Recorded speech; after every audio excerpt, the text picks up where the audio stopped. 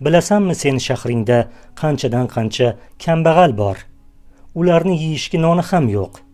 Axir bu adolatsizlik-ku. Kimdir hamma narsaga ega, boshqalarni esa hech vaqosi yo'q. Kambag'alning savolini eshitgan donishmand shunday deb javob berdi. Senga o'zimni boshimdan kechirgan bir voqeani aytib beraman. Avvallari meni ham mana shu savollar qiynardi. Kambag'al nochor odamlarni ko'rsam chiday olmasdim. Bir kuni ustozimga uyimni sotib, pulini kambag'allarga berishimni aytdim. Ustozim esa men bunday qilmagan bo'lardim, dedi kulimsirab. Men ustozimga quloq solmay, ertasi kun uyimni sotib, pulini ikkita kambag'alga bo'lib berdim. Bu ishimdan juda xursand bo'ldim. O'shanda juda yaxshi ish qildim deb o'ylagandim.